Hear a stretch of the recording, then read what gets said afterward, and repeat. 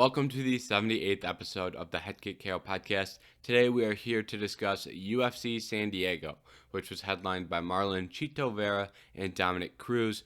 Once we're done with that, we're going to talk about some news in the UFC, and that's going to include some talk about Bo Nickal, some recent fight announcements. We're going to talk a little bit about a fighter that switched over to the PFL this morning. So those are the things we're going to discuss in the news section. We won't be previewing next week's card because next week's card is UFC 278. I will be back on Thursday or Friday with a preview video for UFC 278, so that won't be in this episode, but it will come out later this week. So let's start right at the top of UFC Fight Night, San Diego, and this main event. First and foremost, we saw a head kick KO in the main event. Marlon Vera knocked out Dominick Cruz with a head kick. Now, you know me, I love me a head kick KO, and if you didn't know that already, you can probably tell based on the name, Head Kick KO Podcast. But anyways, head kick KOs are not nearly as fun when it's one of your favorite fighters getting knocked out with a head kick. Learned that the hard way, but nonetheless, it was a great performance by Marlon Vera.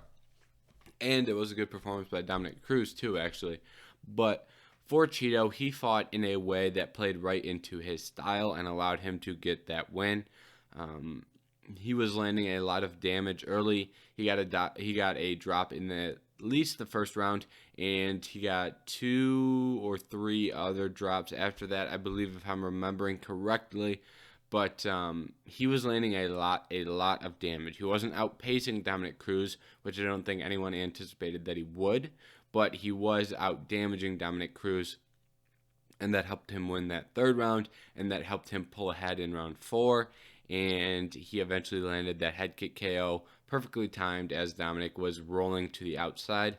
That is one of the bigger flaws in Dominick Cruz's style, and that's not a slight on Dominick Cruz, but when you have someone who moves laterally like Dominick Cruz does in that fashion, if you can catch them moving one way with a big shot, you can do a lot of damage.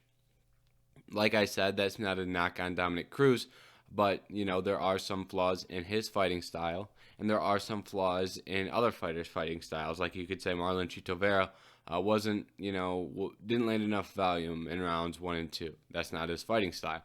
So that's not a knock on Dominick Cruz, but rather a reality and something that you have to deal with, kind of. But Dominick Cruz was fighting a really good fight in this fight. He won the first 2 rounds. He was doing a good job at out-voluming Vera, right? He wasn't ever going to be the guy in there with the heavier hands and doing more damage. If Dominick Cruz wanted to win this fight, he was going to have to make Cheeto miss, and he was going to have to make Cheeto miss a lot.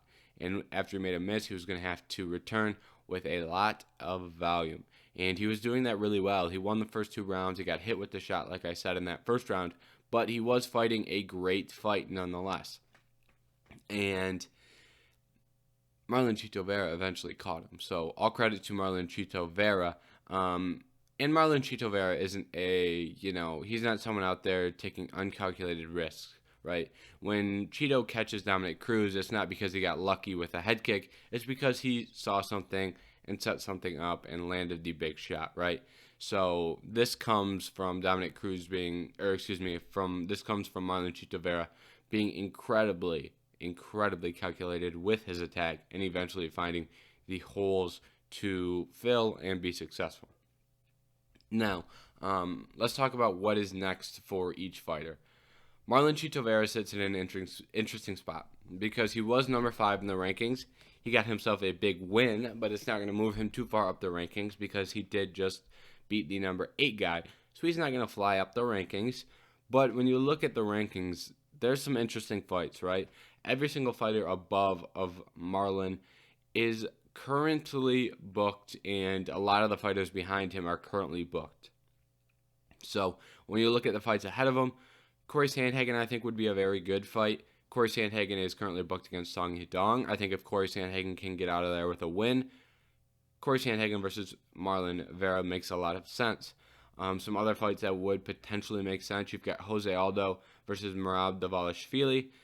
That could make some sense depending on the scenario, right? He's already fought Aldo, so if Aldo wins, I doubt they do that rematch. For Merab, if Merab wins, maybe they do Merab versus Cheeto. That would make a level of sense. Now, moving up in the rankings, TJ Dillashaw is fighting Aljamain Sterling. If TJ loses to Aljamain, I could see that fight taking place. And we have Petr Yan versus Sean O'Malley. He could easily get one of those two guys. If Petr Yan loses, he's going to slide a little bit, I believe. And I think Cheeto versus Yan would make sense in that scenario. So, really what I'm trying to tell you here is it's incredibly hard to book Marlon Chito Vera right now with the current state of the bantamweight division, because no matter what you're going to do in a fight booking for Cheeto, it has to start with if. We can't say anything definitive right now until we see some of these fights play out. And those fights will begin to play out next weekend when Jose Aldo fights Merab Dvalishvili. And then I think we have a week off, and then I think we have Corey Sandhagen versus Song Yadong. So I believe that's the calendar. There might be one more fight night in between there, but that is the 17th of September that Sandhagen and Song Yadong will fight. So I really don't have much else to say in terms of booking Marlon Vera, just simply because, like I said, can't say anything definitive. Right now we have to speculate, but within the next month and even further 2 months, once UFC 280 is all wrapped up, once that is done, we're going to have to go through and completely rebook this bantamweight division, because we're going to have a top 15 that has a lot of guys coming off of wins, so a lot of guys coming off of losses. That's just the way the division is going to be looking, and there's going to be a lot of guys that are unranked. So we'll revisit that later down the road. But for right now, nothing else to add there. For Dominick Cruz, first off, I see a lot of people saying Dominick Cruz should retire. I do not necessarily agree, but I understand where those people are coming from. Because when I look at the way Dominick Cruz fought against Marlon Chito Vera, he wins that fight if he is more durable, has a better chin, and has more power in his hands, right? He was able to land efficiently. He wasn't pitching a perfect game. He wasn't, lights out, but he was fighting pretty well, and he hit Cheeto with some good shots. However, he just didn't carry the power in his hands to really do enough damage to change the course of that fight with the volume he was landing. And at the same time, every time Cheeto landed something solid, he would get dropped. Those are two things that are only going to get worse as Dominick Cruz continues to fight. At the same time, Dominick Cruz did not look bad. Dominick Cruz is a top 15 fighter in this division still. So I don't think he should retire as long as he wants to continue fighting, right? If Dominick Cruz doesn't want to continue, there's no reason to continue. But if he still has the passion and desire to fight in the UFC, I think he can do some good things. And I think he can beat a lot of these guys in the top 15. He already has a win over number 9, Pedro Munhoz. And there's some interesting matchups that could make sense for him. Most notably, once again, Dominick Cruz is in an if position, right? So if Jose Aldo loses to Merab Dvalishvili, I think you absolutely have to book Jose Aldo versus Dominick Cruz. And, one or two of those guys might retire. I know Jose has talked about retirement recently. I believe he said he wanted to beat Merab, win the belt, and retire. Now, if he loses, maybe he tries to stick around. And I think a fight with Dominick Cruz, like I said, would make sense for both of those guys. Other fights that would make sense for Dominick Cruz, Frankie Edgar. If he wants to continue a title climb, maybe a Rob Font. That'd be a good bounce back fight for Rob Font. Or more likely, they probably make Dominick Cruz fight someone like a Ricky Simone, a Umar Nurmagomedov, a Jack Shore. Right? They're gonna want to build a younger prospect through the name of Dominick Cruz, and that may be the route they look to take for Dominick. I wouldn't necessarily agree with that, but I think that is something that we have seen more and more often as of late, so don't be surprised if we see it happen for Dominick. Now, the rest of this card, right, there isn't a lot of big-time name values, so we're not going to spend a lot of time talking in depth about each of these fights on this card. But I will do a brief overview and give you some of my quicker thoughts and opinions. First off, Nate Landwehr versus Damon Onama was a fight of the night by a mile. And this is probably going to be in talks for fight of the year. I don't know how highly it's going to rank in those, but it will definitely be in the conversation. I was very surprised that Nate Landwehr was able to go out there and get a win. I'm very high on David Onama. This is the second time he has lost a fight like that, however. And I don't know if this has anything to do with Onama fighting once in July and now once in August. That could have something to do with it. Very quick turnaround. Regardless, Nate Landwehr looked very good, and I think this was the best version of Nate Landwehr that we saw in a UFC octagon. Now, this Yasmin Jauregui and Yasmin Lucindo fight. This fight was an interesting fight because rarely do we see two fighters that are making their UFC debut on a main card of a fight night, and they're 3 fights up on here, right? They're above names like Ariana Lipski, Gerald Meerschaert, Angela Hill. So, these 2 women got put in a very good position. Jauregui's 23, Lucindo is 20. And I think the biggest thing I learned from this fight is that these 2 have a future in the UFC, right? Especially Yasmin Jauregui. She won the fight. I think she is the better fighter at this point. But Lucindo, at 20 years old, she is still a very young fighter. So I would not count her out either. But this fight was very entertaining. It would have been fight of the night if Nate Landwehr and David Onama wouldn't have put on their fight. Regardless, I was impressed by these 2. I've seen far worse fighters in that strawweight division, and I think these 2 will hold a place in the UFC for a long period of time. Azamat Murzakanov, one of the better prospects in the light heavyweight division, was able to take out Devin Clark. Let me tell you what, I was pretty surprised that Devin Clark was not trying to wrestle a little more. I don't know why he didn't attempt a couple takedowns, but he looked pretty outmatched on the feet. Credit to Azamat Murzakanov because he was able to land a lot of heavy shots, and he has heavy hands. And it looked like every time he landed on Devin Clark, it looked like it hurt Devin Clark. And eventually, he landed a big body shot that dropped Devin Clark, and he capitalized with ground and pound. I really like Azamat Murzakanov in this light heavyweight division. I'm not sure that he's going to be fighting a ranked opponent next. When you look at the bottom portion of that light heavyweight division, there are some opportunities there for him, whether it be Jimmy Crute, Justin Jacoby, Johnny Walker. Those are your 13 through 15, with Jimmy Crute starting the list at 15. So I think there are some opportunities there for him to get one of those fights. But I don't think that necessarily is going to be next for him. I think he takes one fight with someone who is just outside of those rankings, maybe a little bit better than Devin Clark, and then after that, if he wins, he moves into the rankings. Priscilla Cachoeira versus Ariana Lipski.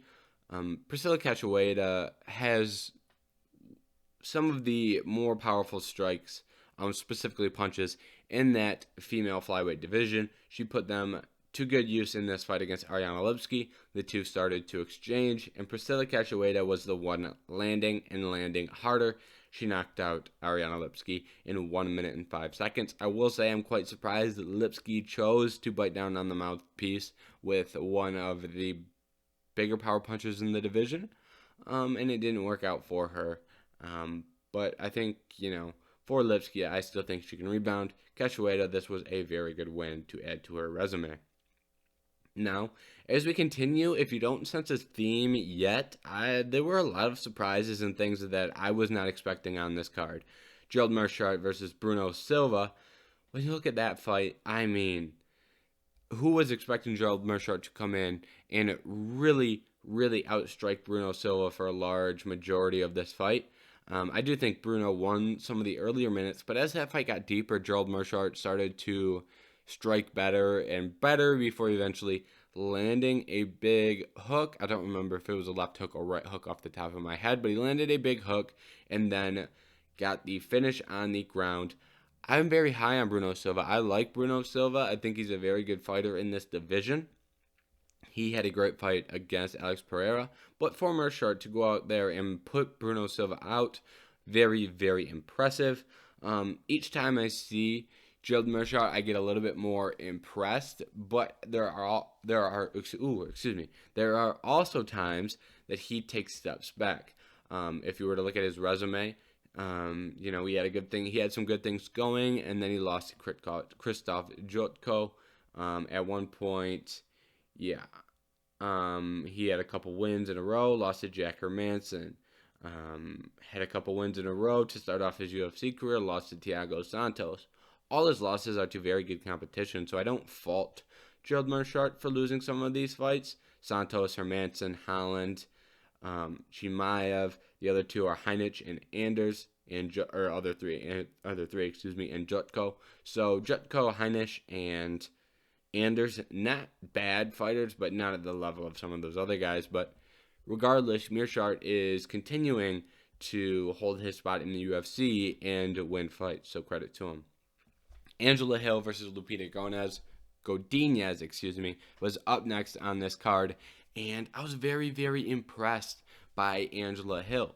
Once again, I was surprised that Lupita Godinez did not attempt more takedowns. She's a very good wrestler. I thought she would try and wrestle a little bit more in this one. Anyways, Angela Hill, however, in, I believe, 2 takedown attempts, she at least defended one, and then on the other one, she got taken down, but she did a very, very good job of threatening the guillotine and eventually getting back to her feet. On the feet, Godinez is a good striker too, so it wasn't like, oh, I stopped the takedowns and win this fight. You still have to outstrike the good striker in Godinez, and Angela Hill did just that. She did it with her quick hands and quick kicks. She was able to outpoint and really land a lot of volume on Godinez. And I know outpoint at sometimes can kind of be a little bit of a diss, but I'm not using that as a diss here because she was hitting Godinez without getting hit. That is the definition of kind of point fighting. However, she was still dealing damage while doing that. So she's dealing damage and point fighting. Good combination. And aside from the early exchange where she got clipped a little bit, but she won those second 2 rounds. Second round was quite convincing too. Martin Buday versus Lukasz Brzeski. This was an interesting fight. I don't really know what to say here because I'm trying to word this where I don't hate the decision, right? I'm not really going to argue with it, but I understand the people who say Brzeski won that fight. I'm not going to dig too deep into it. Brzeski looked better than I thought he was going to be honest, so credit to him there. Just wasn't enough to get the win over Martin Buday, who is a strong light heavyweight. Once again, for Buday, I'm surprised he didn't use his clinch work more. Anyways, doesn't really matter because he still got the win. Nina Nunes was also able to get a win against Cynthia Calvillo. This was a fight where didn't really know what we were going to see coming in, but Nunes came in, put on a pretty good performance, won the fight very convincingly despite it being a split decision, and she elected to retire afterwards. Good call for Nina Nunes. She said she wanted to spend more time being a mother and she wanted to have another kid, so retirement is probably the best option because juggling all of those things at once is not easy. So I wish Nina Nunes the best in her retirement. And we have 4 fights left. Let's make these last 4 quick. Gabriel Benitez versus Charlie Ontiveros. Gabriel Benitez got hit with some big shots, got hit with an axe kick, got hit with a spinning hook kick, did not fall, and he was able to come back and get himself a big-time victory. Credit to Gabriel Benitez. 2 other big-time knockouts, Tyson Nam and Josh Quinlan. 2 very similar kind of knockouts. Tyson Nam caught O'Day Osborne after he attempted a flying knee. And I believe Jason Witt was attempting a kick, and Josh Quinlan caught him. Quinlan was out cold. Ode was all but out cold. He did a little roll. 2 impressive knockouts for Nam and Quinlan. First fight of the night, we saw Youssef Zalal and Damon Blackshear. Very close fight. I do believe that Zalal won that fight. I'm not going to, I see why people believe Blackshear won that fight, and I'm not too far off that. This was a close fight. I don't think it should have been scored a draw. I think we should have saw a winner. Regardless, this wasn't a terrible fight. It was an interesting fight, but I think we should have saw a winner. I don't think any of those rounds deserved a 10-8 to create that draw. Now, that's all I have for UFC San Diego. I know we didn't go in depth on a lot of those fights as we usually do, but there wasn't really a lot of in-depth discussion to be had, in my opinion, on some of those. Now, let's go to the news section, where the first thing we will discuss are recent fight announcements. We have 3 ranked fights and 1 fight between 2 unranked fighters that should be pretty interesting. Starting it off, Jared Cannonier versus Sean Strickland, October 15th. This is a great fight. When you look at both of these guys, 1 loss to Adesanya, 1 loss to Pereira, it makes sense to book them together, and the winner stays at the top portion of the division. I get the matchmaking. I like the fight. Now, we also had another 185-pound fight, Jack Hermansson versus Derek Brunson. This one also very good matchmaking. When you look at the rankings, this fight does make a lot of sense. We have Jack Hermansson sitting in the 8th spot and Derek Brunson sitting in the 4th spot. But Jack Hermansson did look good in his last win, and the guys in front of him are largely booked. So it makes sense for Brunson to take this fight and try and get back in the win column. And it makes sense for Jack Hermansson to try and catapult himself into that top 5, top 6 range of fighters. Now, possibly the biggest name that we had added, Molly McCann. She is loved by the more casual fan base. She will be fighting Erin Blanchfield at UFC 281. Blanchfield is ranked 13th. McCann is ranked 15th. Now, this to me is a fight about matchmaking. I think this is a lesson to learn and kind of identify, and you can kind of begin to realize how the UFC matchmakes and controls and narratives in the sport. Sounds overreactionary, but it is true. When you look at who Molly McCann has fought, she landed that big spinning elbow, and that put her on the map as a UFC fighter. Then in her next fight in London, England, she did it again. But when you look at that matchmaking, Hannah Goldie was A-tier matchmaking for Molly McCann to go out there and get a win in her hometown. Hannah Goldie is one of the few fighters that is the size of McCann. And when you look at the skill set of each fighter, they have similar skill sets, but Molly McCann is slightly better in every area. So that fight was going to be a very, I don't want to say easy fight for McCann, but coming in, it felt predetermined that she would win that fight, in my opinion, just based off these skills. Obviously, we can see surprises. We saw a handful of underdogs last week win, but those are a little bit different because the UFC isn't making those. The UFC didn't go, okay, we'll book Ode Osbourne versus Tyson Nam, and we know Ode Osbourne is going to go out there and run through him. No, that was a little bit of a different situation. Those two don't match up in the same way like a McCann and a Goldie. And then now, Molly McCann has this big name, right? Big name. Who's the best prospect in this strawweight division? There are a lot of really good, flyweight division. There are a lot of good flyweight prospects. When you look at them, Macy Barber's already in the top 10. I believe she has a fight booked. I may be wrong, but either way, they'll try and get Macy Barber, someone in the top 10, so they don't need her fighting the 15th ranked woman in the division. Tracy Cortez is another top prospect, and she currently has a fight booked. Then you have Cynthia Calvillo at 12. She's not a prospect. I'm just kind of reading in this range of fighters. You have Casey O'Neill at 11 with the torn ACL. You have Manon Fior at 7, who they've got her fighting some of the upper echelon. So now when we're looking at the board going, who's the best prospect that is currently unbooked? I see the name Erin Blanchfield. Erin Blanchfield is one of the better prospects. You can make a case she's a better prospect than Cortez, O'Neill, Barber.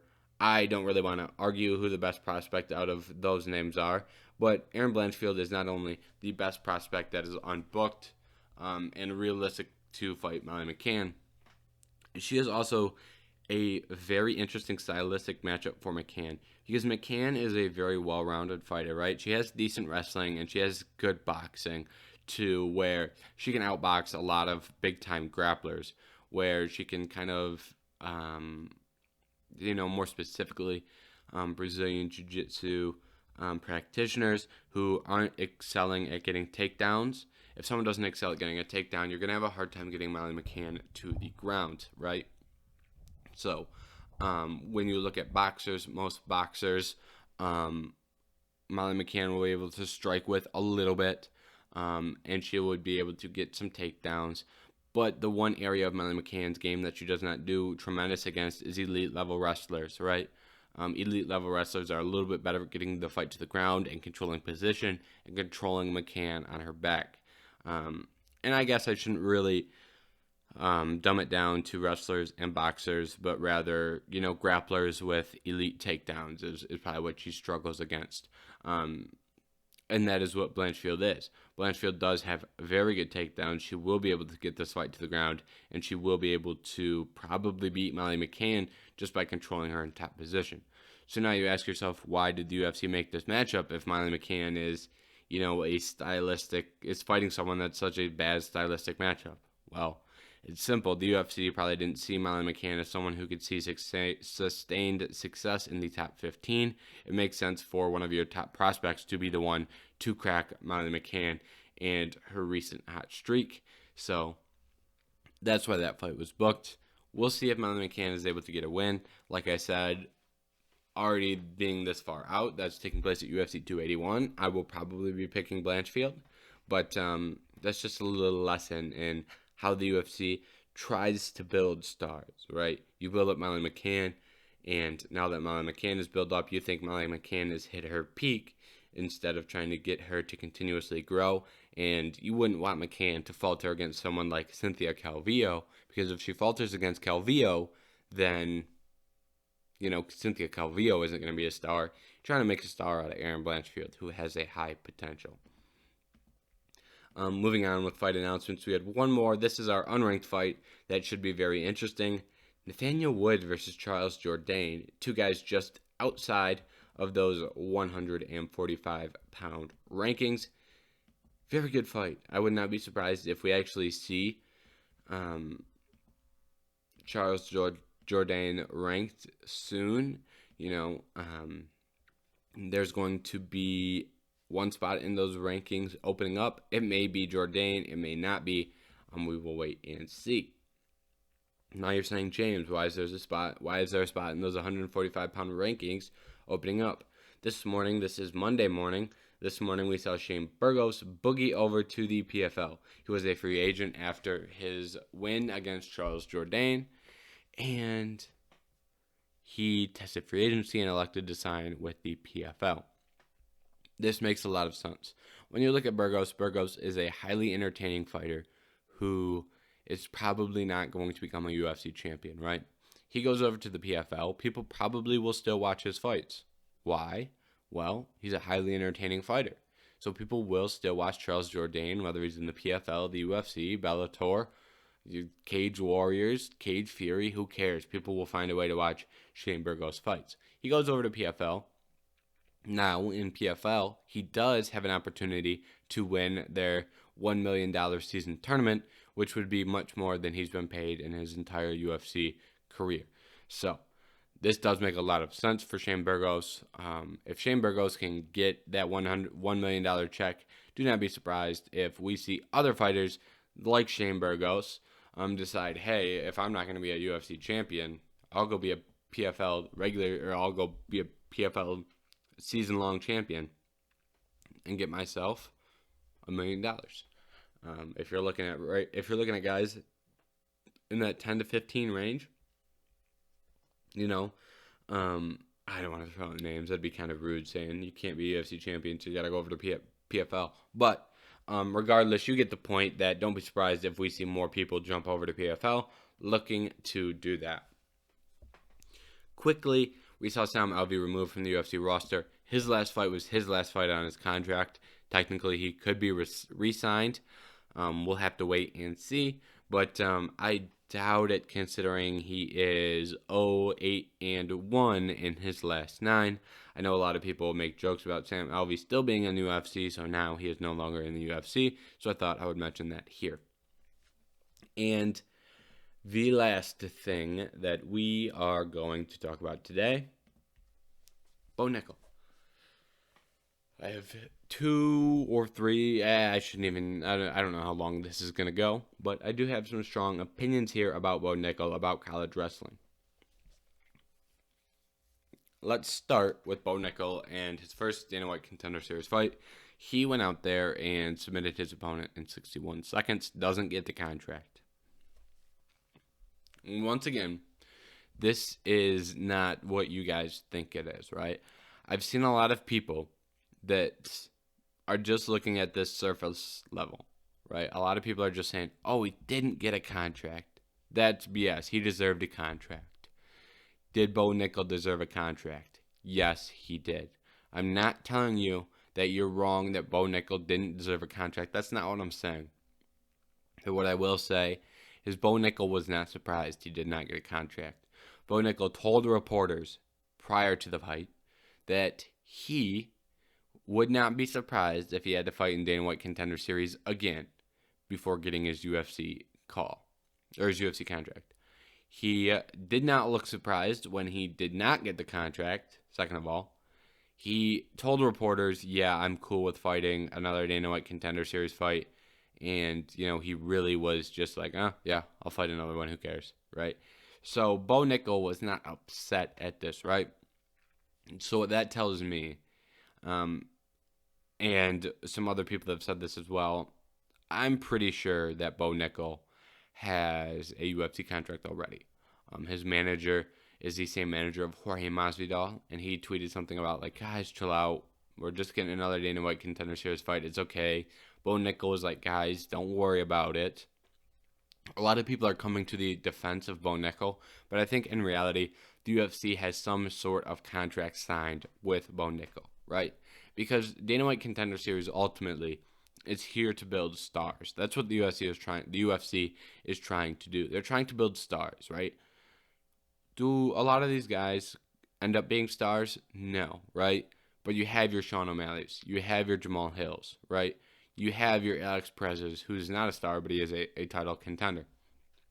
And you have a lot of fighters that have done really well in the UFC. That's what they're trying to build, right? So it wouldn't make sense for the UFC to make this show to promote a regional level fighter, right? And Bo Nickal is more well known than every single other regional level fighter. And he is a better fighter than every single other regional level fighter at this point, regardless. But this show is meant to build stars and promote, right? Why would the UFC build up Bo Nickal, right? You're right, and Bo Nickal is already a big-time star. I'm not saying they built him up from the grounds up. They took a star and increased his star level by letting him go out there and submit somebody in 61 seconds. Why would the UFC do that just to let him become a free agent and let Bellator offer him a bunch of money, or let PFL offer him a bunch of money, right? They're not trying to build stars for other promotions. The chances are he already had a contract, and the UFC said, hey, we're going to give you a bum, and we're going to let you run right through him through the first week. And in that time, you get a little more experience. You get a little more experience making the MMA weight cut, different than a college wrestling weight cut, different than an Olympic weight cut a little bit.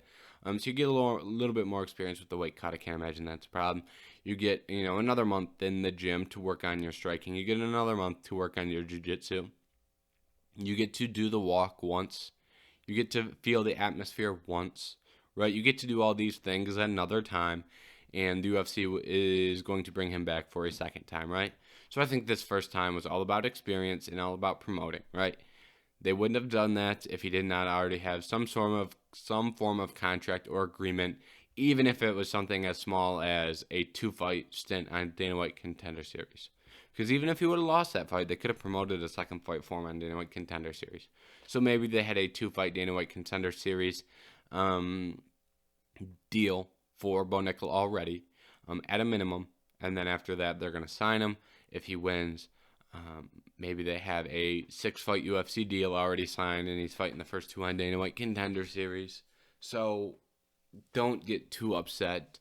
Don't get too frustrated that the UFC did not sign him. He is returning on September 27th to fight Donovan Beard, who is 7-1, who will by far be his biggest test to date. Now, if he wins this, he will be in the UFC. So, like I said, do not get too upset by Bo Nickal not being a UFC fighter, because he is returning. He's getting that second opportunity. He's doing it in very soon.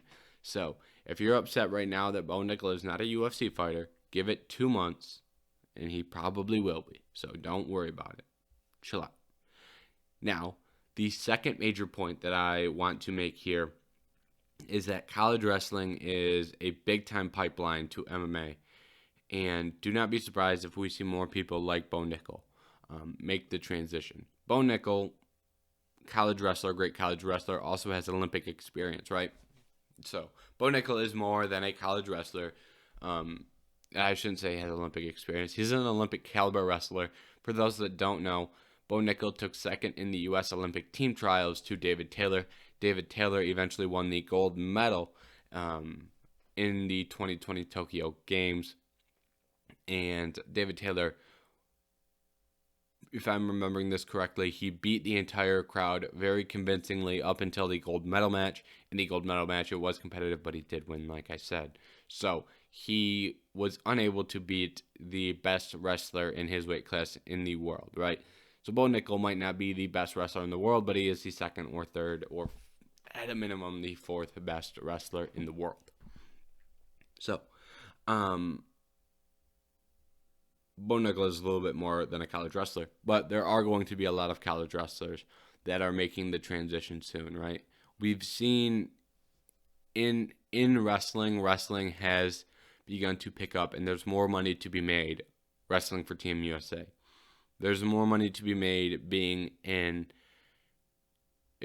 freestyle wrestler. There's more money in there, so we're not seeing the same type of transition, and it's harder too. The skill gap is different. MMA is more skilled today, so we're not seeing as many guys come to the UFC and do great things right away like we did at the very beginning of the sport, but we will see more. And the reasoning for that is right now guys are kind of figuring out that wrestling landscape, and it's become more evident of who is going to make big bucks here and who is going to make big bucks in MMA. I think that line right now is more defined than it has been over the last 5 to 10 years. So I think we're going to see more college wrestlers, and not the peak that we have seen college wrestlers make that transition, but we're going to see more. Bo Nickal has made his transition. Bryce Meredith, All-American wrestler, is 2-0 on the regional scene. Anthony Cesar, who wrestled at Penn State, won a national championship. Wrestled with Bo Nickal. I believe they were on the same team. I know they trained together at ATT. He is making that transition. Roman Bravo Young, who is currently a senior at Penn State, not even done with his wrestling career, already a 2-time national champion, trains with Dominick Cruz. He is talking about making the transition in like 2024. He's already got it planned. He's already been working with Dominick Cruz. He's already getting experience. Who knows if Gable Stevenson will ever make the transition, but he could at any time. He is the best heavyweight wrestler in the world, so for him it's going to be